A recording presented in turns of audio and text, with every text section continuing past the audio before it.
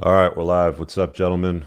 My brothers. We're going to talk very briefly. This shouldn't take longer than 5 or 10 minutes. I wanted to do this broadcast earlier in the week, but got caught up. But there was a emergency alert that was pumped out, and this is a nice segue from the Rule Zero that we just did. If you haven't watched it, that was on Rollo's channel this week.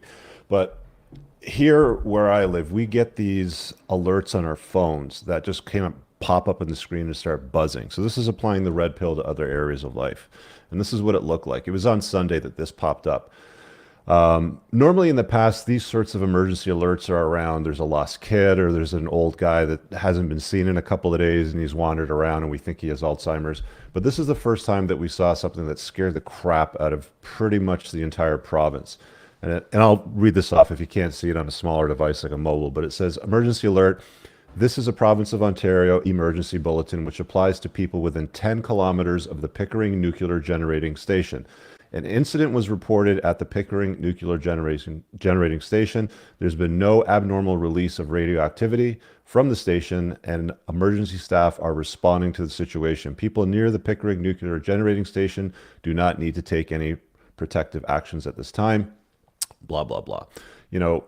Remain tuned to local media for further information and instructions. Now, this is what came out of the plant, several days later. But this is the plant. It's an older plant. It's scheduled to shut down in about 4 years, I think, in 2024, if I'm not mistaken.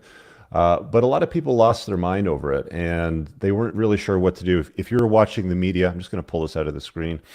But if you're watching the media shortly after that was announced, everybody was losing their shit.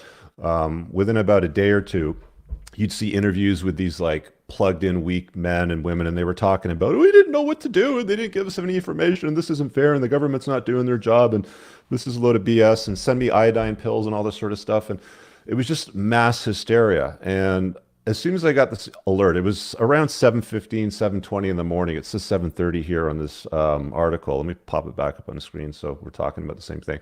But it said around 7:30 in the morning. And I'm up, I'm drinking my coffee, I'm on the laptop. I'm like, oh shit, stuff just got real. This isn't some lost kid anymore, some random old man, walking around blindly that they can't find. This could be a potential meltdown. And, you're thinking about things like, Chernobyl and other areas around this, because this is some serious stuff. Like radioactivity is a nasty thing. I mean, Hiroshima, Nagasaki, all these nuclear incidents that we've heard about throughout history, Fukushima, for example. So this hit home. Like I live probably, I don't know, within 50 to 75 kilometers of this plant. And first thing I checked immediately was which way is the wind blowing, because that's where the radioactivity is going to blow. And it wasn't blowing in my direction, but I still knew that it was an issue. While everybody's freaking out, waiting to get answers, going online and posting things on social media, like on Facebook and Twitter, nobody was given direct answers to what's happened here. So how do you get answers? So the point of this is how do you decipher what's real and what's BS? Because all people know by this point is they've got an alert which basically says, where is it? This. Okay, emergency alert, you might die. So for perspective, this is a map of Pickering, and they've got another plant over here. We get a fair amount of our electricity from nuclear power still in Ontario, and it's relatively safe. I'm not too worried about it. But it's like, what do you do in a situation like that? How do you get answers? Is this real? Do you pack your bags and drive up north, right? Do you go down in your basement and grab your like rations and your guns and your gold and all that stuff and take off and protect everybody, sort of thing? So how do you get answers to this? Where do you get the real answers? Because most people were just sitting online doing stuff like this. Oh, the technicians of the nuclear power plant and this, that, and the other thing. And social media was flooded with this nonsense. So here's how you get the answers. You're going to go to Twitter and you're going to type in there something along the lines of Pickering fire, Pickering police, Pickering emergency responders, right? After whatever the nuclear station incident is. You pump that in there and you want to look to see what the police department are doing, what the fire department are doing, and what the local residents are doing.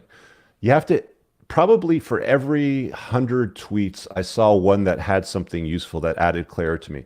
So I was looking for police, I was looking for fire, and I was looking to see if they had sirens for this particular plant.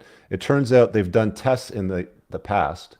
And I think there was a tweet over here that I pulled up. Where is it from the siren test? It's not up here anymore. Oh, here it is from 2011 and from 2013. But what they do is they run tests.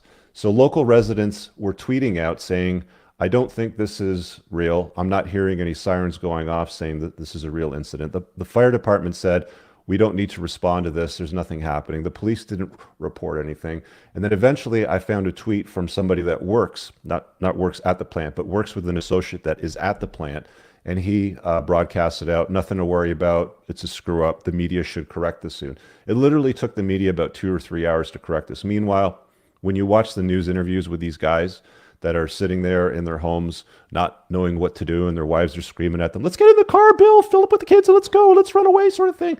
It's like, I got clarity probably within about 30 minutes. And that's what's going to happen when you start to apply critical thinking to other areas of your life. If you're going to sit here and you're going to wonder what to do and wait for somebody at, CP24 or the Toronto News Agency to tell you, whether you should leave or stay or pop nuclear pills, you want to look for insiders. Somebody that lives in the area, are there sirens that notify you? Basically like, air raid sirens. And it turns out, yeah, nuclear power plants have sirens there that will notify residents if there's a serious problem. No sirens are going off.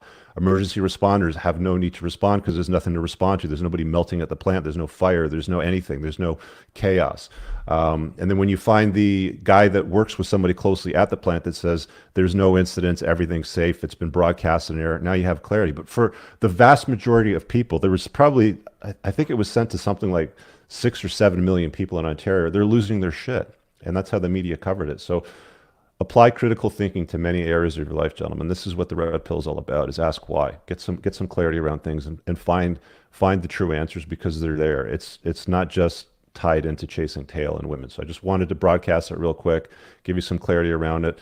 That's all this one really is. I don't want to take questions or anything like that, but that's all this really is just ask why and get some clarity around it, because stuff like this nonsense, guys, it's pretty much ridiculous. Like, I can't believe that they would pump stuff out like this and the entire province was losing. Hang on, there's a better picture over here. And the entire province was losing their mind over a potential nuclear meltdown. But, that's the reality of the world we live in today. People lose their shit. They're plugged in. They're like sheep. Don't be the sheep. Ask questions and find answers. It's quite easy to do, and I've just shown you how to do it. All right, guys, hope you enjoy the rest of your weekend. Again, quick reminder, there's a Before the Train Wreck on Monday at 8 p.m. Eastern Standard Time. We've got Conk on, who's going to be talking about rites of passage with Sean and I. And later on this week, on Thursday, I've got a Playing to Win episode with Gonzalo Lira, Coach Red Pill. I think it's around 2 o'clock in the afternoon. Make sure you subscribe to the channel so you get the notification on when we go live on that. Have an awesome weekend. See you guys later. Peace.